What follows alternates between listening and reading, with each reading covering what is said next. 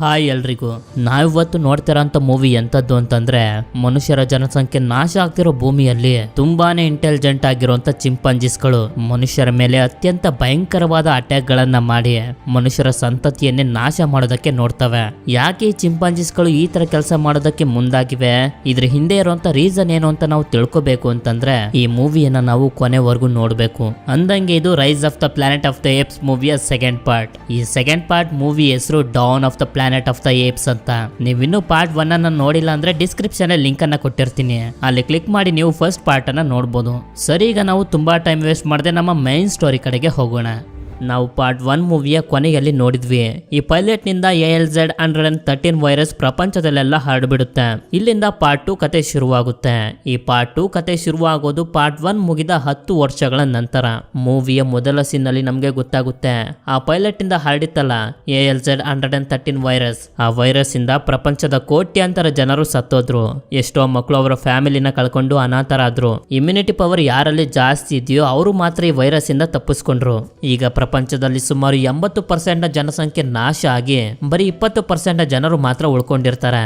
ಬದುಕಿರುವಂತ 20% ಜನರು ಕೂಡ ತುಂಬಾ ಕಷ್ಟಪಟ್ಟು ಅವರ ಜೀವನನ ನಡೆಸ್ತಿರ್ತಾರೆ. ಯಾಕೆ ಅಂತಂದ್ರೆ ಪ್ರಪಂಚ ಈಗ ಮೊದ್ಲಿನ ತರ ಇಲ್ಲ. ಈ ಕಡೆ ನಮ್ಗೆ ರೆಡ್ವುಡ್ ಜಂಗಲ್ ನಲ್ಲಿ ತೋರಿಸ್ತಾರೆ, ಸೀಸರ್ ಹಾಗೆ ಎಲ್ಲಾ ಏಪ್ಸ್ಗಳು ತಮ್ಮ ಜೀವನನ ಇದೇ ಜಂಗಲ್ ನಲ್ಲಿ ಕಟ್ಕೊಂಡಿರ್ತವೆ. ಈ 10 ವರ್ಷಗಳಲ್ಲಿ ಎಲ್ಲಾ ಏಪ್ಸ್ಗಳು ಇನ್ನೂ ಕೂಡ ಇಂಟೆಲಿಜೆಂಟ್ ಆಗಿ ಇವಾಲ್ವ್ ಆಗೋಗಿರ್ತವೆ. ಅಷ್ಟೇ ಅಲ್ಲ, ಇವುಗಳು ಮಾತಾಡೋದನ್ನು ಕೂಡ ಕಲ್ತ್ಕೊಂಡಿರ್ತವೆ. ಸೀಸರ್ಗೆ ಈಗ ಒಬ್ಬ ಮಗ ಕೂಡ ಇರ್ತಾನೆ, ಇವನೇ ಸೀಸರ್ ನ ಮಗ ಬ್ಲೂ ಐಸ್ ಅಂತ. ಹೀಗೆ ಎಲ್ಲಾ ಏಪ್ಸ್ಗಳು ಬೇಟೆಯನ್ನ ಆಡ್ತಿರ್ಬೇಕಾದ್ರೆ ಸೀಸರ್ ನ ಮಗ ಬ್ಲೂ ಐಸ್ಗೆ ಒಂದು ಕರಡಿಯಿಂದ ಏಟಾಗೋಗುತ್ತೆ. ನಂತರ ನಮ್ಗೆ ತೋರಿಸ್ತಾರೆ, ರೆಡ್ವುಡ್ ಜಂಗಲ್ ನ ಒಂದು ಸುರಕ್ಷಿತವಾದ ಜಾಗದಲ್ಲಿ ಎಲ್ಲಾ ಏಪ್ಸ್ಗಳು ಸೇರಿ ಒಂದು ಫ್ಯಾಮಿಲಿ ತರ ತಮ್ಮ ಜೀವನನ ಕಟ್ಕೊಂಡಿರ್ತಾರೆ. ಮಾರಿಸ್ ಅನ್ನೋ ಒಂದು ಒರಂಗುಟಾನ್ ಅಲ್ಲಿರುವಂತ ಎಲ್ಲಾ ಬೇಬಿ ಏಪ್ಸ್ ಗಳಿಗೆ ಪಾಠನ ಹೇಳ್ಕೊಡ್ತಿರ್ತಾನೆ, ಹಾಗೆ ಮನುಷ್ಯರ ಭಾಷೆಯನ್ನು ಕೂಡ ಕಲಿಸ್ತಿರ್ತಾನೆ. ಅಂದಂಗೆ ಮೋರಿಸ್ ಸೀಸರ್ ನ ತುಂಬಾ ಕ್ಲೋಸ್ ಫ್ರೆಂಡ್ ಕೂಡ. ಸೀಸರ್ ನ ಹೆಂಡತಿ ಕಾರ್ನಿಲಿಯಾ ಒಂದು ಬೇಬಿ ಏಪ್ ಗೆ ಜನ್ಮ ಕೊಡ್ತಾಳೆ. ಇದರಿಂದ ಸೀಸರ್ ಗೆ ಬ್ಲೂ ಐಸ್ ಗೆ ಕಾರ್ನಿಲಿಯಾಗೆ ತುಂಬಾನೇ ಸಂತೋಷ ಆಗುತ್ತೆ. ಹಾಗೆ ಇಲ್ಲಿ ಕಾರ್ನಿಲಿಯಾ ಆರೋಗ್ಯ ಕೂಡ ಸರಿ ಇರೋದಿಲ್ಲ. ನಂತರ ಬ್ಲೂ ಐಸ್ ಹಾಗೆ ಅವನ ಫ್ರೆಂಡ್ ಮೀನನ್ನ ಹಿಡ್ಕೊಂಡು ವಾಪಸ್ ಅವರ ಜಾಗಕ್ಕೆ ಹೋಗ್ತಿರ್ಬೇಕಾದ್ರೆ ಕಾಡಿನ ಮಧ್ಯೆ ಅವರ ಮುಂದೆ ಒಬ್ಬ ಮನುಷ್ಯ ಬಂದ್ಬಿಡ್ತಾನೆ. ಆ ಮನುಷ್ಯ ಇವರಿಬ್ಬರಿಂದ ಹೆದರ್ಕೊಂಡು ನನಗೇನಾದ್ರೂ ಮಾಡ್ಬಿಡ್ತವೆ ಅಂತ ಅವನ ಹತ್ರ ಇದ್ದಂತ ಗನ್ ಇಂದ ಬ್ಲೂ ಐಸ್ ನ ಫ್ರೆಂಡ್ ಗೆ ಶೂಟ್ ಮಾಡ್ಬಿಡ್ತಾನೆ. ಈ ವಿಷಯ ಸೀಸರ್ ಹಾಗೆ ಎಲ್ಲಾ ಏಪ್ಸ್ ಗಳಿಗೂ ಕೂಡ ಗೊತ್ತಾಗಿ ಆ ಜಾಗಕ್ಕೆ ಬರ್ತಾರೆ. ಅದೇ ಸಮಯಕ್ಕೆ ಆ ವ್ಯಕ್ತಿಯ ಜೊತೆಗಿದ್ದ ಮತ್ತಷ್ಟು ಜನರು ಕೂಡ ಬರ್ತಾರೆ. ಇವರಲ್ಲೇ ನಮ್ಗೊಬ್ಬ ಮೇನ್ ಕ್ಯಾರೆಕ್ಟರ್ ಕೂಡ ಪರಿಚಯ ಆಗ್ತಾನೆ. ಇವನ ಹೆಸರು ಮ್ಯಾಲ್ಕಮ್ ಅಂತ. ಇವರು ಮಾಡಿರುವಂತ ಕೆಲಸಕ್ಕೆ ಎಲ್ಲಾ ಏಪ್ಸ್ ಗಳು ಇವರನ್ನ ಸಾಯಿಸಬೇಕು ಅಂತ ಡಿಸೈಡ್ ಮಾಡಿರ್ತವೆ. ಆದ್ರೆ ಅದಕ್ಕೆ ಸೀಸರ್ ಒಪ್ಪಿಗೆ ಕೊಡೋದಿಲ್ಲ. ಯಾಕೆ ಅಂತಂದ್ರೆ ಸೀಸರ್ಗೆ ಗೊತ್ತಿದೆ, ಈ ಜಗಳನ ಒಂದು ಸಲ ಸ್ಟಾರ್ಟ್ ಮಾಡಿದ್ರೆ ಯಾವತ್ತೂ ಕೂಡ ಮುಗಿಯೋದಿಲ್ಲ ಅಂತ. ಆದ್ರಿಂದ ಮನುಷ್ಯರನ್ನೆಲ್ಲ ಇಲ್ಲಿಂದ ಓಡಿಸ್ಬಿಡ್ತಾನೆ. ಹಾಗೆ ಕೋಬಾನ ಫಾಲೋ ಮಾಡೋದಕ್ಕೆ ಹೇಳ್ತಾನೆ. ನಂತರ ಅವರನ್ನ ಫಾಲೋ ಮಾಡ್ಕೊಂಡು ಬಂದಾಗ ಕೋಬಾ ಹಾಗೂ ಅವನ ಫ್ರೆಂಡ್ಸ್ ಗಳಿಗೆ ಗೊತ್ತಾಗುತ್ತೆ, ಅಮೆರಿಕದಲ್ಲಿ ವೈರಸ್ ಇಂದ ಉಳ್ಕೊಂಡಿರುವಂತ ಒಂದಷ್ಟು ಜನ ಸ್ಯಾನ್ ಫ್ರಾನ್ಸಿಸ್ಕೋದ ಒಂದು ಬಿಲ್ಡಿಂಗ್ ನಲ್ಲಿ ಉಳ್ಕೊಂಡಿದ್ದಾರೆ ಅಂತ. ನಂತರ ಕೋಬಾ ಮತ್ತೆ ರೆಡ್ವುಡ್ ಜಂಗಲ್ ಗೆ ಬಂದು ಸೀಸರ್ ಗೆ ಹೇಳ್ತಾನೆ, ಈ ಮನುಷ್ಯರು ನನ್ನ ಮೇಲೆ ಎಷ್ಟು ಎಕ್ಸ್ಪೆರಿಮೆಂಟ್ ಗಳನ್ನ ಮಾಡಿದ್ರು, ನನಗೆ ಎಷ್ಟು ನೋವುಗಳನ್ನ ಕೊಟ್ರು, ಆ ತರ ನೋವುಗಳನ್ನ ಮತ್ತೆ ನಮ್ಮ ಏಪ್ಸ್ ಗಳಿಗೆ ಕೊಡೋದಕ್ಕೆ ನಾವು ಬಿಡಬಾರ್ದು. ಈ ಮನುಷ್ಯರನ್ನ ಹಾಗೆ ಸುಮ್ಮನೆ ಬಿಟ್ರೆ ಮುಂದೆ ಏನ್ ಮಾಡ್ತಾರೋ ಗೊತ್ತಿಲ್ಲ. ಆದ್ರಿಂದ ಅವರು ಏನಾದ್ರೂ ಮಾಡೋಕ್ಕೂ ಮುಂಚೆನೆ ನಾವೇ ಅಟ್ಯಾಕ್ ಮಾಡಿ ನಮ್ಮ ಪವರ್ ಏನು ಅಂತ ತೋರ್ಸೋಣ ಅಂತ ಅಂದಾಗ ಸೀಸರ್ ಕೂಡ ಅದಕ್ಕೆ ಸರಿ ಅಂತ ಒಪ್ಕೊಳ್ತಾನೆ. ನಿಮ್ಗೊಂದ್ಸಲ ನೆನಪಿಸ್ಬಿಡ್ತೀನಿ, ಈ ಕೋಬಾ ಬೇರೆ ಯಾರು ಅಲ್ಲ, ವಿಲ್ ALZ-113 ಅನ್ನ ಕಂಡಿಡಿದಾಗ ಮೊದಲನೇ ಸಲ ಒಂದು ಚಿಂಪಾಂಜಿ ಮೇಲೆ ಟೆಸ್ಟ್ ಮಾಡಿದ್ರಲ್ಲ, ಆ ಚಿಂಪಾಂಜಿ ಇದೇ ಕೋಬಾ. ನಂತರ ಸೀಸರ್ ತನ್ನ ಆರ್ಮಿಯನ್ನ ಕರ್ಕೊಂಡು ಮನುಷ್ಯರಿರೋ ಜಾಗಕ್ಕೆ ಬರ್ತಾನೆ. ಇಲ್ಲಿ ಸೀಸರ್ ಕುದುರೆಯ ಮೇಲೆ ಎಲ್ಲರಿಗಿಂತ ಮುಂದೆ ನಿಂತಿರ್ತಾನೆ. ಅದೇ ಸಮಯಕ್ಕೆ ಆಗ್ಲೇ ನಮ್ಗೆ ತೋರಿಸಿದ್ರಲ್ಲ ಮ್ಯಾಲ್ಕಮ್, ಅವನು ಬಂದು ಹೇಳ್ತಾನೆ, ನೀವು ಹೇಳ್ದಂಗೆನೆ ನಾವು ಜಂಗಲ್ ನ ಬಿಟ್ಟು ಬಂದ್ಬಿಟ್ವಲ್ಲ, ಮತ್ತೆ ನಿಮ್ಗೆ ಪ್ರಾಬ್ಲಮ್ ಅಂತ. ಆಗ ಸೀಸರ್ ಹೇಳ್ತಾನೆ, ಕೇಳಿ ಮನುಷ್ಯರೇ, ನಾವು ನಮ್ಮ ಪಾಡಿಗೆ ಕಾಡಿನಲ್ಲಿ ಜೀವನ ಮಾಡ್ತಿದೀವಿ, ನಿಮ್ಗೆ ನಾವು ತೊಂದರೆ ಕೊಡ್ತಿಲ್ಲ, ನಾವು ಯಾವುದೇ ತರದ ಯುದ್ಧ ಮಾಡೋದಕ್ಕೆ ಬಯಸೋದಿಲ್ಲ. ಹಾಗಂತ ನೀವೇನಾದ್ರೂ ನಮ್ಮ ಮೇಲೆ ಅಟ್ಯಾಕ್ ಮಾಡೋದಕ್ಕೆ ಬಂದ್ರೆ ನಾವು ಕೈ ಕಟ್ಕೊಂಡು ಸುಮ್ನಿರೋದಿಲ್ಲ. ಹಾಗೆ ಇನ್ಮೇಲಿಂದ ಯಾವ ಮನುಷ್ಯರು ಕೂಡ ರೆಡ್ವುಡ್ ಜಂಗಲ್ ನ ಕಡೆಗೆ ತಲೆನೂ ಹಾಕ್ಬಾರ್ದು ಅಂತ ವಾರ್ನಿಂಗ್ ಅನ್ನ ಕೊಟ್ಟು ಸೀಸರ್ ತನ್ನ ಆರ್ಮಿಯನ್ನ ಕರ್ಕೊಂಡು ವಾಪಸ್ ಕಾಡಿಗೆ ಹೊರಟೋಗ್ತಾನೆ. ಇದರಿಂದ ಕೋಬಾಗೆ ತುಂಬಾನೇ ಕೋಪ ಬಂದ್ಬಿಡುತ್ತೆ, ಯುದ್ಧ ನಡಿಲಿಲ್ವಲ್ಲ ಅಂತ. ಚಾನ್ಸ್ ಸಿಕ್ಕಿದ್ರೆ ಸಾಕು ಮನುಷ್ಯರ ಮೇಲೆ ಯುದ್ಧ ಮಾಡಿ ತನ್ನ ಸೇಡನ್ನ ತೀರ್ಸ್ಕೋಬೇಕು ಅಂತ ಕೋಬಾ ಕಾಯ್ತಾ ಕುಂತಿರ್ತಾನೆ. ಮ್ಯಾಲ್ಕಮ್ ತುಂಬಾ ಟೆನ್ಷನ್ ಮಾಡ್ಕೊಂಡಿರ್ತಾನೆ. ಯಾಕೆ ಅಂತಂದ್ರೆ ಈ ಸ್ಯಾನ್ ಫ್ರಾನ್ಸಿಸ್ಕೋ ಸಿಟಿಯಲ್ಲಿ ಕರೆಂಟ್ ಇರೋದಿಲ್ಲ. ಈ ಸಿಟಿಗೆ ಮತ್ತೆ ಕರೆಂಟ್ ಬರಬೇಕು ಅಂತಂದ್ರೆ ರೆಡ್ ವುಡ್ ಜಂಗಲ್ ನಲ್ಲಿರುವಂತ ಪವರ್ ಪ್ಲಾಂಟ್ ಅನ್ನ ರೆಡಿ ಮಾಡಬೇಕು. ಸರಿ ಅಂತ ಮ್ಯಾಲ್ಕಮ್ ಡಿಸೈಡ್ ಮಾಡ್ತಾನೆ, ನಾನು ನನ್ನ ಟೀಮ್ ನ ಜೊತೆ ಮತ್ತೆ ರೆಡ್ ವುಡ್ ಜಂಗಲ್ ಗೆ ಹೋಗ್ಬೇಕು ಅಂತ. ಅದಕ್ಕೆ ಅವನ ಸೀನಿಯರ್ ಆಫೀಸರ್ ಹತ್ರ ಪರ್ಮಿಷನ್ ನ ತಗೊಂಡು ಅವನ ಟೀಮ್ ನ ಜೊತೆ ಸೀಸರ್ ಹತ್ರ ಬಂದು ಅವನಿಗೆ ಅರ್ಥ ಮಾಡಿಸ್ತಾನೆ, ಈ ಕಾಡ್ನಲ್ಲಿ ಒಂದು ಪವರ್ ಪ್ಲಾಂಟ್ ಇದೆ, ಆ ಪವರ್ ಪ್ಲಾಂಟ್ ಅನ್ನ ರೆಡಿ ಮಾಡಲಿಲ್ಲ ಅಂತಂದ್ರೆ ಸಿಟಿಗೆ ಕರೆಂಟ್ ಬರೋದಿಲ್ಲ. ಅದಕ್ಕೆ ನಾವು ಯಾರಿಗೂ ಏನು ತೊಂದರೆ ಕೊಡದೆ ಆ ಪವರ್ ಪ್ಲಾಂಟ್ ಅನ್ನ ರೆಡಿ ಮಾಡಿ ಇಲ್ಲಿಂದ ಹೊರಟೋಗ್ತೀವಿ, ಪ್ಲೀಸ್ ನಮ್ಗೆ ಅವಕಾಶ ಮಾಡ್ಕೊಡಿ, ನಮ್ಮನ್ನ ನಂಬಿ ಅಂತ. ಸೀಸರ್ ಮೊದಲು ಮನುಷ್ಯರ ಜೊತೆನೆ ಇದ್ದವನು, ಆದ್ರಿಂದ ಅವನಿಗೆ ಗೊತ್ತಿದೆ ಮನುಷ್ಯರಿಗೆ ಎಲೆಕ್ಟ್ರಿಸಿಟಿಯ ಅವಶ್ಯಕತೆ ಎಷ್ಟು ಇರುತ್ತೆ ಅಂತ. ಅದಕ್ಕೆ ಸೀಸರ್ ಕೂಡ ಸರಿ ಅಂತ ಒಪ್ಕೊಂಡು ಒಂದು ಕಂಡೀಷನ್ ನ ಹಾಕ್ತಾನೆ, ನೀವಿಲ್ಲಿ ಕೆಲಸ ಮಾಡಬೇಕು ಅಂತಂದ್ರೆ ನಿಮ್ಮ ಹತ್ರ ಇರುವಂತ ಎಲ್ಲಾ ಗನ್ ಅನ್ನ ನಮ್ಗೆ ಒಪ್ಪಿಸ್ಬೇಕು ಅಂತ. ಅದಕ್ಕೆ ಮ್ಯಾಲ್ಕಮ್ ಕೂಡ ತುಂಬಾ ಖುಷಿಯಿಂದಾನೆ ಒಪ್ಕೋತಾನೆ. ನಂತರ ಮ್ಯಾಲ್ಕಮ್ ಹಾಗೂ ಅವನ ಟೀಮ್ ನವರು ಪವರ್ ಪ್ಲಾಂಟ್ ಅನ್ನ ರೆಡಿ ಮಾಡುವಂತ ಕೆಲಸನ ಶುರು ಮಾಡ್ತಾರೆ. ಹೀಗೆ ಕೆಲಸ ಮಾಡ್ತಿರ್ಬೇಕಾದ್ರೆ ಅಲ್ಲಿನ ಗೋಡೆ ಕುಸ್ತು ಮ್ಯಾಲ್ಕಮ್ ಹಾಗೂ ಅವನ ಜೊತೆ ಇದ್ದವನು ಒಂದು ಪೈಪ್ ಲೈನ್ ಒಳಗಡೆ ಸಿಗಾಕೋಗ್ಬಿಡ್ತಾರೆ. ಆಗ ಅಲ್ಲಿಗೆ ಏಪ್ಸ್ ಗಳು ಬಂದು ಇವರಿಬ್ಬರನ್ನ ಕಾಪಾಡ್ತಾರೆ. ಮ್ಯಾಲ್ಕಮ್ ನ ಹೆಂಡತಿ ಹಾಗೆ ಮಗ ಅಲ್ಲಿರುವಂತ ಏಪ್ಸ್ ಗಳ ಜೊತೆ ಹೊಂದ್ಕೊಂಡು ಹೋಗೋದಕ್ಕೆ ಶುರು ಮಾಡ್ತಾರೆ. ಹೀಗೆ ಇರ್ಬೇಕಾದ್ರೆ ಸೀಸರ್ಗೆ ಗೊತ್ತಾಗುತ್ತೆ, ಅದೇ ಮೂವಿಯ ಮೊದಲಲ್ಲಿ ಬ್ಲೂ ಐಸ್ ನ ಫ್ರೆಂಡ್ ಗೆ ಶೂಟ್ ಮಾಡಿದ್ನಲ್ಲ, ಅವನು ಎಲ್ಲಾ ಗನ್ ಗಳನ್ನ ನಮ್ ಕೈಗೆ ಕೊಡ್ಬೇಕು ಅಂತ ಹೇಳಿದ್ರು ಕೂಡ ಒಂದು ಗನ್ ಅನ್ನ ಬಚ್ಚಿಟ್ಕೊಬಿಟ್ಟಿರ್ತಾನೆ. ಈ ವಿಷಯ ಗೊತ್ತಾಗ್ತಿದ್ದಂಗೆನೆ ಆ ವ್ಯಕ್ತಿ ಗನ್ ಅನ್ನ ತಗೊಂಡು ಬ್ಲೂ ಐಸ್ ನ ಸಾಯಿಸೋದಕ್ಕೆ ನೋಡ್ತಾನೆ. ಆಗ ಸೀಸರ್ ಗನ್ ಅನ್ನ ತಗೊಂಡು ಅವನಿಗೆ ಒಂದು ಬಿಡ್ತಾನೆ. ಈ ಮನುಷ್ಯರಿಗೆ ನಂಬಿಕೆಯನ್ನ ಉಳಿಸ್ಕೊಳ್ಳೋಂತ ಯೋಗ್ಯತೆ ಇಲ್ಲ ಅಂತ ಎಲ್ರು ಈಗಿಂದ ಈಗಲೇ ಇಲ್ಲಿಂದ ಹೋಗಿ ಅಂತ ಹೇಳ್ತಾನೆ. ನಂತರ ಸೀಸರ್ ಮನೆಗೆ ಬಂದಾಗ ಅವನಿಗೆ ಗೊತ್ತಾಗುತ್ತೆ ಅವನ ಹೆಂಡತಿ ಕಾರ್ನಿಲಿಯ ಆರೋಗ್ಯ ತುಂಬಾ ಹದಗೆಟ್ಟಿ ಅವಳು ಸಾಯೋ ಸ್ಟೇಜ್ಗೆ ಬಂದ್ಬಿಟ್ಟಿದ್ದಾಳೆ ಅಂತ. ಅದೇ ಟೈಮ್ಗೆ ಅಲ್ಲಿಗೆ ಮ್ಯಾಲ್ಕಮ್ ಹಾಗೆ ಅವನ ಹೆಂಡತಿ ಸಾರಿ ಕೇಳೋದಕ್ಕೆ ಅಂತ ಬರ್ತಾರೆ. ಅಲ್ಲಿ ಕಾರ್ನಿಲಿಯಾಗಿ ಹುಷಾರಿಲ್ದಿರೋದನ್ನ ನೋಡಿ ಮ್ಯಾಲ್ಕಮ್ ನ ಹೆಂಡತಿ ಅವಳಿಗೊಂದಷ್ಟು ಮೆಡಿಸನ್ ಅನ್ನ ಕೊಡ್ತಾಳೆ. ಆಶ್ಚರ್ಯ ಪಡೋ ರೀತಿ ಮಾರನೇ ದಿನನೇ ಕಾರ್ನಿಲಿಯ ಹುಷಾರಾಗೋಗಿರ್ತಾಳೆ. ಆದ್ರಿಂದ ಸೀಸರ್ ಮ್ಯಾಲ್ಕಮ್ ಹಾಗೂ ಅವನ ಟೀಮ್ ನವರಿಗೆ ಮತ್ತೊಂದು ಚಾನ್ಸ್ ಅನ್ನ ಕೊಡ್ತಾನೆ, ನಿಮ್ಗೆ ಇನ್ನೊಂದು ದಿನ ಟೈಮ್ ಅನ್ನ ಕೊಡ್ತೀನಿ, ಅಷ್ಟರಲ್ಲಿ ನಿಮ್ ಕೆಲಸ ಏನೈತೆ ಅದನ್ನ ಮುಗಿಸ್ಕೊಂಡು ಇಲ್ಲಿಂದ ಹೊರಟೋಗಿ ಅಂತ. ಅದಕ್ಕೆ ಮ್ಯಾಲ್ಕಮ್ ಕೂಡ ಸರಿ ಅಂತ ಒಪ್ಕೋತಾನೆ. ಹಾಗೆ ಗನ್ನನ್ನ ಇಟ್ಕೊಂಡಿದ್ನಲ್ಲ ಆ ವ್ಯಕ್ತಿ ಅವನನ್ನ ಮತ್ತೆ ಸಿಟಿಗೆ ಕಳಿಸ್ಬಿಡ್ತಾರೆ. ಯಾಕೆ ಅಂತಂದ್ರೆ ಇವನಿಂದ ಮತ್ತೆ ಯಾವುದೇ ಎಡವಟ್ ಆಗದೆ ಇರ್ಲಿ ಅಂತ. ನಂತರ ಕೆಲಸ ಬೇಗ ಆಗ್ಲಿ, ಮೊದ್ಲು ಇವ್ರು ಇಲ್ಲಿಂದ ಹೋಗ್ಲಿ ಅಂತ ಸೀಸರ್ ಹಾಗೂ ಏಪ್ಸ್ ಗಳು ಮ್ಯಾಲ್ಕಮ್ ನ ಟೀಮ್ಗೆ ಸಹಾಯ ಮಾಡೋದಕ್ಕೆ ಶುರು ಮಾಡ್ತಾರೆ.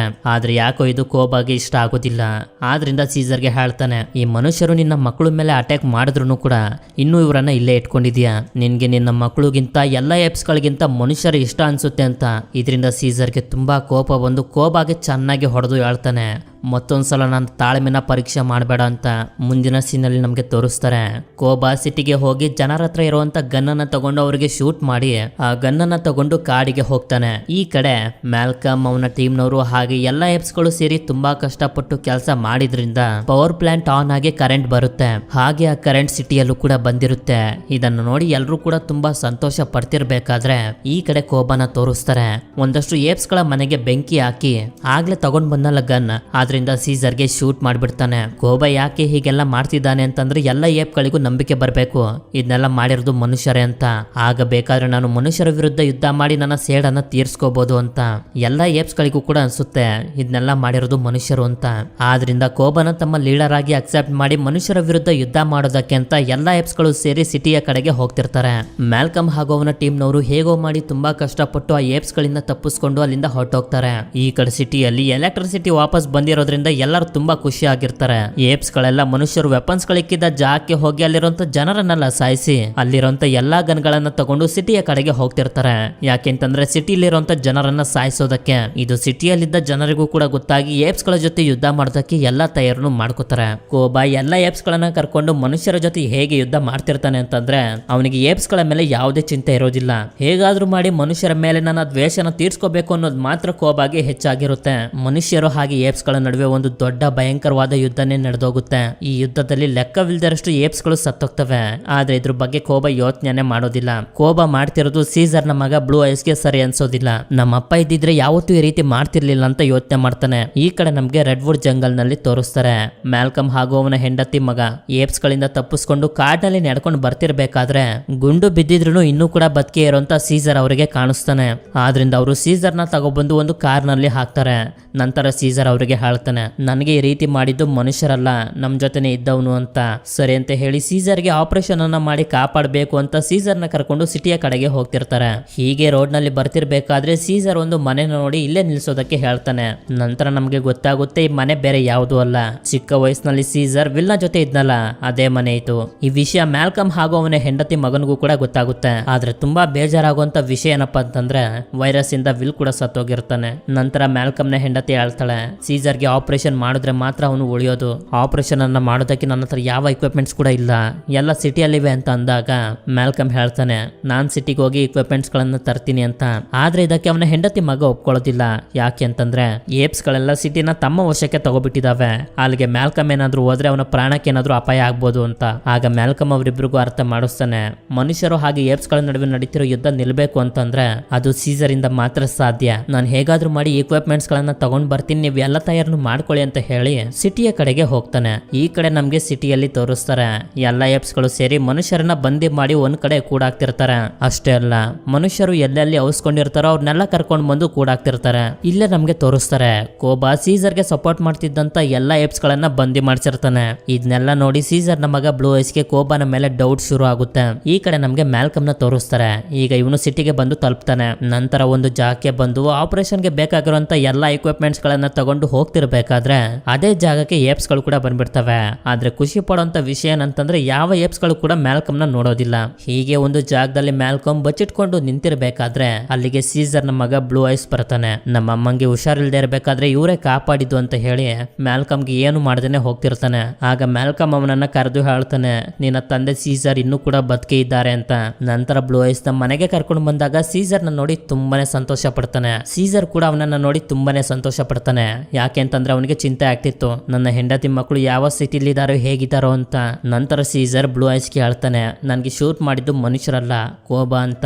ನಂತರ ಮ್ಯಾಲ್ಕಮ್ ನ ಹೆಂಡತಿ ಸೀಸರ್ಗೆ ಆಪರೇಷನ್ ಅನ್ನ ಮಾಡ್ತಾಳೆ. ಈಗ ಕೋಬಾ ಎಲ್ಲಿದ್ದಾನೆ, ಏನ್ ಮಾಡ್ತಿದ್ದಾನೆ ಅಂತ ಸೀಸರ್ ಕೇಳಿದಾಗ ಬ್ಲೂ ಐಸ್ ಹೇಳ್ತಾನೆ, ಕೋಬಾ ಎಲ್ಲ ಏಪ್ಸ್ ಗಳನ್ನ ಕರ್ಕೊಂಡು ಮನುಷ್ಯರ ಮೇಲೆ ದಾಳಿ ಮಾಡಿ ಅವರನ್ನ ಬಂಧಿಸಿ ಒಂದು ಟವರ್ ನಲ್ಲಿ ಕೂಡ ಹಾಕಿದ್ದಾನೆ. ಅವನ ವಿರುದ್ಧ ಯಾವ್ದಾದ್ರು ಏಪ್ಸ್ ಗಳು ಮಾತಾಡೋದಕ್ಕೆ ನೋಡಿದ್ರೆ ಅವರನ್ನು ಕೂಡ ಬಂಧಿಸ್ತಿದ್ದಾನೆ ಅಂತ. ಸರಿ, ನಾನೇನಾದ್ರೂ ಮಾಡ್ತೀನಿ ಅಂತ ಸೀಸರ್ ಎದೊಳೋದಕ್ಕೆ ನೋಡ್ತಿರ್ಬೇಕಾದ್ರೆ ಬ್ಲೂ ಐಸ್ ಹೇಳ್ತಾನೆ, ಬೇಡ, ನೀವು ರೆಸ್ಟ್ ಮಾಡಿ, ನಾನು ನಮ್ ಜನನ ಕರ್ಕೊಂಡ್ ಬರ್ತೀನಿ ಅಂತ ಸೀಸರ್ಗೆ ಸಪೋರ್ಟ್ ಮಾಡುವಂತ ಏಪ್ಸ್ ಗಳನ್ನ ಕೂಡ ಹಾಕಿರ್ತಾರಲ್ಲ ಆ ಜಾಗಕ್ಕೆ ಬರ್ತಾನೆ. ನಂತರ ಏಪ್ಸ್ ಗಳೆಲ್ಲ ಬ್ಲೂ ಐಸ್ ನ ಜೊತೆ ಸೇರಿ ಅಲ್ಲಿದ್ದಂತ ಕೋಬಾಗೆ ಸಪೋರ್ಟ್ ಮಾಡುವಂತ ಏಪ್ಸ್ ಗಳನ್ನ ಸಾಯಿಸಿ ಬಂದಿಯಿಂದ ಫ್ರೀ ಆಗ್ತಾರೆ. ಈ ಕಡೆ ನಮ್ಗೆ ವಿಲ್ ನ ಮನೆಯಲ್ಲಿ ಸೀಸರ್ ನ ತೋರಿಸ್ತಾರೆ. ಸೀಸರ್ ಚಿಕ್ಕ ವಯಸ್ಸಿನಲ್ಲಿ ಮನೆಯಲ್ಲಿ ಕಳೆದಿರುವಂತ ಕ್ಷಣಗಳನ್ನ ನೆನೆಸ್ಕೊತಿರ್ತಾನೆ. ಹಾಗೆ ಅಲ್ಲೊಂದು ಕ್ಯಾಮ್ರಾ ಇರುತ್ತೆ. ಈಗ ಸಿಟಿಯಲ್ಲಿ ಕರೆಂಟ್ ವಾಪಸ್ ಬಂದಿರೋದ್ರಿಂದ ಕ್ಯಾಮ್ರಾ ಕೂಡ ಚಾರ್ಜ್ ಆಗೋಗಿರುತ್ತೆ. ನಂತರ ಸೀಸರ್ ಅದರಲ್ಲಿರುವಂತ ವಿಡಿಯೋನ ನೋಡ್ತಾನೆ. ಅದರಲ್ಲಿ ವಿಲ್ ಸೀಸರ್ ಚಿಕ್ಕವನಿರ್ಬೇಕಾದ್ರೆ ಮೊದಲನೇ ಸಲ ಅವನಿಗೆ ಸೈನ್ ಲ್ಯಾಂಗ್ವೇಜ್ ಅನ್ನ ಹೇಳ್ಕೊಡ್ತಿರುವಂತ ವಿಡಿಯೋ ಇರುತ್ತೆ. ಅದನ್ನ ನೋಡಿ ಸೀಸರ್ ತುಂಬಾನೇ ಸಂತೋಷ ಪಡ್ತಿರ್ಬೇಕಾದ್ರೆ ಮ್ಯಾಲ್ಕಮ್ ಬಂದು ಕೇಳ್ತಾನೆ, ಯಾರವನು, ನೀನು ಮೊದಲು ಇದೇ ಮನೇಲಿ ಇದ್ಯಾ ಅಂತ. ಆಗ ಸೀಸರ್ ಹೇಳ್ತಾನೆ, ಅವನು ಕೂಡ ನಿಂತರ್ನೆ ಒಳ್ಳೆಯ ಮನಸ್ಸಿರೋ ಮನುಷ್ಯ ಅಂತ. ಅಂದ್ರೆ ಸೀಸರ್ ವಿಲ್ಗೆ ಕೊಟ್ಟಿರುವಂತ ಸ್ಥಾನನ ಮ್ಯಾಲ್ಕಮ್ಗೂ ಕೂಡ ಕೊಟ್ಟಿದ್ದಾನೆ ಅಂತ ಅರ್ಥ. ಅದೇ ಸಮಯಕ್ಕೆ ಅಲ್ಲಿಗೆ ಬ್ಲೂ ಐ ಸೀಸರ್ಗೆ ಸಪೋರ್ಟ್ ಮಾಡುವಂತ ಎಲ್ಲ ಏಪ್ಸ್ ಗಳನ್ನ ಕರ್ಕೊಂಡು ಬರ್ತಾನೆ. ಸೀಸರ್ ಇನ್ನ ಬದುಕಿರೋದನ್ನ ನೋಡಿ ಆ ಎಲ್ಲ ಏಪ್ಸ್ ಗಳು ತುಂಬಾನೇ ಸಂತೋಷ ಪಡ್ತಾರೆ. ಇನ್ನು ನಾವು ಲೇಟ್ ಮಾಡಿದ್ರೆ ಕೋಬಾ ಏನಾದ್ರು ಅನಾಹುತ ಮಾಡ್ತಾನೆ ಅಂತ ಈಗಲೇ ನಾವು ಸಿಟಿಗೆ ಹೋಗ್ಬೇಕು ಅಂತ ಸೀಸರ್ ಮ್ಯಾಲ್ಕಮ್ಗೆ ಹೇಳ್ತಾನೆ. ಮ್ಯಾಲ್ಕಮ್ ಕೂಡ ಅವನ ಹೆಂಡತಿ ಮಗನಿಗೆ ಹುಷಾರಾಗಿಲ್ಲೇ ಇರಿ ಅಂತ ಹೇಳಿ ಸೀಸರ್ ಹಾಗೆ ಏಪ್ಸ್ ಗಳನ್ನೆಲ್ಲ ಕರ್ಕೊಂಡು ಕೋಬಾ ಜನರನ್ನ ಕೂಡ ಹಾಕಿರುವಂತ ಟವರ್ ಹತ್ರ ಕರ್ಕೊಂಡು ಹೋಗ್ತಾನೆ. ಹೀಗೆ ಇವರು ಒಂದು ಪೈಪ್ ಲೈನ್ ನಲ್ಲಿ ಹೋಗ್ತಿರ್ಬೇಕಾದ್ರೆ ಆ ಜಾಗದಲ್ಲಿ ಮ್ಯಾಲ್ಕಮ್ ನ ಸೀನಿಯರ್ ಆಫೀಸರ್ಸ್ ಇರ್ತಾರೆ. ನೀವು ಮೆಟ್ಲನ್ನ ಹತ್ಕೊಂಡು ಹೋದ್ರೆ ಸೀದಾ ಕೋಬಾ ಇರೋ ಜಾಗಕ್ಕೆ ಹೋಗ್ಬೋದು ಅಂತ ಹೇಳಿ ಎಲ್ಲಾ ಏಪ್ಸ್ ಗಳನ್ನ ಕಳಿಸಿ ಮ್ಯಾಲ್ಕಮ್ ಅವನ ಸೀನಿಯರ್ ಆಫೀಸರ್ಸ್ ಇರೋ ಜಾಗಕ್ಕೆ ಬರ್ತಾನೆ. ಆಗ ಅಲ್ಲಿ ಮ್ಯಾಲ್ಕಮ್ಗೆ ಗೊತ್ತಾಗುತ್ತೆ ಇವರು ಟವರ್ಗೆ ಬಾಂಬ್ ಗಳನ್ನ ಇಟ್ಟು ಬ್ಲಾಸ್ಟ್ ಮಾಡಿ ಟವರ್ನ ನಾಶ ಮಾಡಬೇಕು ಅಂತ ಅನ್ಕೊಂಡಿದ್ದಾರೆ ಅಂತ. ಯಾಕೆ ಅಂತಂದ್ರೆ ಎಲ್ಲಾ ಚಿಂಪಾಂಜಿಗಳು ಒಂದೇ ಸಲ ಸತ್ತೋಗ್ತವೆ, ಆಗ ಯಾವುದೇ ತೊಂದರೆ ಇರೋದಿಲ್ಲ ಅಂತ. ಈ ಕಡೆ ಸೀಸರ್ ಹಾಗೆ ಅವನ ಏಪ್ಸ್ ಗಳೆಲ್ಲ ಸೇರಿ ಕೋಬಾ ಇರುವಂತ ಜಾಗಕ್ಕೆ ಬರ್ತಾರೆ. ಸೀಸರ್ ಇನ್ನೂ ಕೂಡ ಬದುಕಿರೋದನ್ನ ನೋಡಿ ಎಲ್ಲಾ ಏಪ್ಸ್ ಗಳಿಗೂ ಕೂಡ ತುಂಬಾ ಸಂತೋಷ ಆಗುತ್ತೆ. ಆದ್ರೆ ಇದು ಕೋಬಾಗೆ ಇಷ್ಟ ಆಗೋದಿಲ್ಲ. ಆದ್ರಿಂದ ಹೇಳ್ತಾನೆ, ಸೀಸರ್, ಇಲ್ಲಿ ಯಾರಿಗೂ ಕೂಡ ನಿನ್ನ ಅವಶ್ಯಕತೆ ಇಲ್ಲ. ಏಪ್ಸ್ ಗಳ ಹೊಸ ರಾಜ ಈಗ ನಾನು ಹೇಳ್ದಂಗೆ ನೀನು ಕೇಳಬೇಕು ಅಂತ. ಇದಕ್ಕೆ ಸೀಸರ್ ಯಾವುದೇ ಕಾರಣಕ್ಕೂ ಕೂಡ ಒಪ್ಕೊಳ್ಳೋದಿಲ್ಲ ಅಂತ ಕೋಬಾಗೂ ಕೂಡ ಗೊತ್ತು. ಆದ್ರಿಂದ ಕೋಬಾ ಹಾಗೂ ಸೀಸರ್ ನಡುವೆ ಒಂದು ದೊಡ್ಡ ಫೈಟೇ ಶುರುವಾಗೋಗುತ್ತೆ. ಈ ಕಡೆ ಮ್ಯಾಲ್ಕಮ್ ಅವನ ಸೀನಿಯರ್ ಆಫೀಸರ್ಸ್ ಗಳನ್ನ ಗನ್ ಪಾಯಿಂಟ್ ಗೆ ತಗೊಂಡು ಹೇಳ್ತಾನೆ, ಸೀಸರ್ ಈಗ ತಾನೇ ಟವರ್ ನ ಮೇಲೋಗಿದ್ದಾನೆ, ಅವನು ಎಲ್ಲಾನು ಕೂಡ ಸರಿ ಮಾಡ್ತಾನೆ, ಈ ಯುದ್ಧನೂ ಕೂಡ ನಿಲ್ಲಿಸ್ತಾನೆ, ನಾವು ಅವನಿಗೆ ಒಂದು ಚಾನ್ಸ್ ಅನ್ನ ಕೊಡ್ಬೇಕು ಅಂತ. ಆಗ ಅವನ ಸೀನಿಯರ್ ಆಫೀಸರ್ ಹೇಳ್ತಾನೆ, ಮ್ಯಾಲ್ಕಮ್ ಈಗ ತುಂಬಾ ಲೇಟ್ ಆಗೋಗಿದೆ, ನಾವು US ಆರ್ಮಿನ ಕಾಂಟ್ಯಾಕ್ಟ್ ಮಾಡಿ ಇಲ್ಲಿ ನಡೀತಿರುವಂತ ಎಲ್ಲಾ ವಿಷಯನೂ ಹೇಳ್ಬಿಟ್ಟಿದೀವಿ, ಅವರು ಕೂಡ ಬರ್ತಾ ಇದ್ದಾರೆ ಅಂತ. ಇಲ್ಲ, ನಾವು ಏಪ್ಸ್ ಗಳನ್ನ ಸಾಯಿಸೋದಕ್ಕಾಗೋದಿಲ್ಲ ಅಂತ ಮ್ಯಾಲ್ಕಮ್ ಹೇಳ್ತಿರ್ಬೇಕು ಮಾಡ್ತಿರ್ಬೇಕಾದ್ರೇನೆ ಆ ಸೀನಿಯರ್ ಆಫೀಸರ್ ಬಾಂಬ್ ನ ರಿಮೋಟ್ ಕಂಟ್ರೋಲರ್ ನ ತಗೊಂಡು ನಾನು ಮನುಷ್ಯ ಕುಲನ ಕಾಪಾಡ್ತಿದ್ದೀನಿ ಅಂತ ಹೇಳಿ ಬಾಂಬ್ ಅನ್ನ ಬ್ಲಾಸ್ಟ್ ಮಾಡ್ಬಿಡ್ತಾನೆ. ಹೇಗೋ ಮಾಡಿ ಮ್ಯಾಲ್ಕಮ್ ಈ ಬ್ಲಾಸ್ಟ್ ಇಂದ ತಪ್ಪಿಸ್ಕೊತಾನೆ.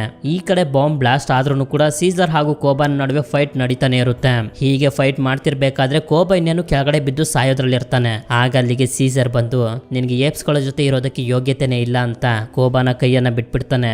ಇದರಿಂದ ಕೋಬಾ ಮೇಲಿಂದ ಕೆಳಗಡೆ ಬಿದ್ದು ಸತ್ತೋಗ್ತಾನೆ. ನಂತರ ನಮ್ಗೆ ತೋರಿಸ್ತಾರೆ ಕೋಬಾ ಈ ಟವರ್ ನಲ್ಲಿ ಬಂದಿ ಮಾಡಿದ್ದ ಎಲ್ಲಾ ಜನರು ಬಿಡುಗಡೆ ಆಗಿ ಅಲ್ಲಿಂದ ಹೋಗ್ತಿರ್ತಾರೆ. ಸೀಸರ್ ಮತ್ತೆ ಅವನ ಫ್ಯಾಮಿಲಿನ ಸೇರ್ತಾನೆ. ಅದೇ ಸಮಯಕ್ಕೆ ಮ್ಯಾಲ್ಕಮ್ ಬಂದು ಹೇಳ್ತಾನೆ US ಮಿಲಿಟರಿ ಅವರಿಗೆ ಇಲ್ಲಿ ನಡೀತಿರುವಂತ ವಿಷಯ ಗೊತ್ತಾಗ್ಬಿಟ್ಟಿದೆ. ಅವರು ಆರ್ಮಿಯನ್ನ ಕರ್ಕೊಂಡು ಬರ್ತಿದ್ದಾರೆ. ಎಲ್ಲ ಏಪ್ಸ್ ಗಳು ಸುರಕ್ಷಿತವಾಗಿರ್ಬೇಕು ಅಂತಂದ್ರೆ ನೀವೆಲ್ಲರೂ ಇಲ್ಲಿಂದ ಹೊರಟೋಗೋದೇ ಒಳ್ಳೇದು. ಪ್ಲೀಸ್ ಎಲ್ಲ ಏಪ್ಸ್ ಗಳನ್ನ ಕರ್ಕೊಂಡು ಇಲ್ಲಿಂದ ದೂರ ಹೊರಟೋಗು ಅಂತಂದಾಗ ಸೀಸರ್ ಅದಕ್ಕೆ ಒಪ್ಕೊಳ್ದೆ ಹೇಳ್ತಾನೆ ಮ್ಯಾಲ್ಕಮ್ ಈಗಾಗ್ಲೇ ಯುದ್ಧ ಶುರು ಆಗೋಗಿದೆ. ಈ ಯುದ್ಧನ ಶುರು ಮಾಡಿದ್ದು ಏಪ್ಸ್ ಗಳು. ಇದರಿಂದ ಮನುಷ್ಯರು ಯಾವತ್ತೂ ಕೂಡ ನಮ್ಮನ್ನ ಕ್ಷಮಿಸೋದಿಲ್ಲ. ತಪ್ಪಿಸ್ಕೊಂಡು ಓಡೋಗೋದಕ್ಕಿಂತ ನಾವಿಲ್ಲೇ ಇದ್ದು ಎಲ್ಲಾನು ಕೂಡ ಎದುರಿಸ್ತೀವಿ. ಮ್ಯಾಲ್ಕಮ್ ಯುದ್ಧ ಶುರು ಆಗೋದಕ್ಕೂ ಮುಂಚೆ ನೀನು ನಿನ್ನ ಹೆಂಡತಿ ಮಗನನ್ನ ಕರ್ಕೊಂಡು ಇಲ್ಲಿಂದ ದೂರ ಹೊರಟೋಗು. ಜೀವನದಲ್ಲಿ ನೀವು ಖುಷಿಯಾಗಿರಿ ಮೈ ಫ್ರೆಂಡ್ ಅಂತ ಸೀಸರ್ ಹೇಳ್ತಾನೆ. ಇದರಿಂದ ಮ್ಯಾಲ್ಕಮ್ಗೂ ಕೂಡ ತುಂಬಾನೇ ಸಂತೋಷ ಆಗಿ ನನ್ನನ್ನ ನಂಬಿದ್ದಕ್ಕೆ ಥ್ಯಾಂಕ್ಸ್ ಅಂತ ಹೇಳಿ ಅಲ್ಲಿಂದ ಹೊರಟೋಗ್ತಾನೆ. ಈಗ ಸೀಸರ್ ಹಾಗೂ ಅವನ ಆರ್ಮಿ ಮನುಷ್ಯರ ವಿರುದ್ಧದ ಒಂದು ದೊಡ್ಡ ಯುದ್ಧಕ್ಕೆ ರೆಡಿ ಆಗ್ತಾರೆ. ಮುಂದೆ ಏಪ್ಸ್ ಗಳಿಗೆಲ್ಲ ಏನಾಯ್ತು, ಯಾವ ತರದ ಭಯಂಕರವಾದ ಯುದ್ಧ ನಡೀತು ಅನ್ನೋದು ನಮ್ಗೆ war of the planet of the apes ಅಂದ್ರೆ planet of the apes part 3 ಅಲ್ಲಿ ಗೊತ್ತಾಗುತ್ತೆ. ನಿಮ್ಗೆ ಪಾರ್ಟ್ 3 ಮೂವಿ ಎಕ್ಸ್ಪ್ಲನೇಷನ್ ಕೂಡ ಬೇಕು ಅಂತಂದ್ರೆ ನನಗೆ ಕಮೆಂಟ್ ಮಾಡಿ ತಿಳಿಸಿ. ಸೀರಿಯಸ್ಲಿ ಹೇಳ್ತೀನಿ, ಪಾರ್ಟ್ 3 ಅಂತೂ ಎಮೋಷನ್ಸ್, ಫೈಟ್, ವಾರ್ ಎಲ್ಲಾ ತರದ ಎಲಿಮೆಂಟ್ಸ್ ಗಳು ಕೂಡ ನಿಮ್ಗೆ ನೋಡೋದಕ್ಕೆ ಸಿಗುತ್ತೆ. ಎಸ್ಪೆಷಲಿ ಹೇಳ್ಬೇಕು ಅಂತಂದ್ರೆ ಪಾರ್ಟ್ 3 ಅಂತೂ ತುಂಬಾನೇ ಎಮೋಷನಲ್ ಆಗಿದೆ. ಆ ಮೂವಿಯನ್ನ ನೋಡ್ತಿರ್ಬೇಕಾದ್ರೆ ನನ್ಗೆ ಕಣ್ಣಲ್ಲಿ ನೀರ್ ಬಂದ್ಬಿಟ್ಟಿತ್ತು, ಅಷ್ಟು ಎಮೋಷನಲ್ ಆಗಿದೆ. ಸರಿ, ಕಮೆಂಟ್ ಮಾಡಿ ತಿಳಿಸೋದನ್ನ ಮಾತ್ರ ಮರಿಬೇಡಿ ಅಂತ ಹೇಳ್ತಾ ಈ ವಿಡಿಯೋನ ಇಲ್ಲಿಗೆ ಎಂಡ್ ಮಾಡ್ತಿದ್ದೀನಿ. ಸಿಗೋಣ ಮತ್ತೊಂದು ವಿಡಿಯೋ ಜೊತೆಗೆ. Until then stay tune mister explainer Kannada.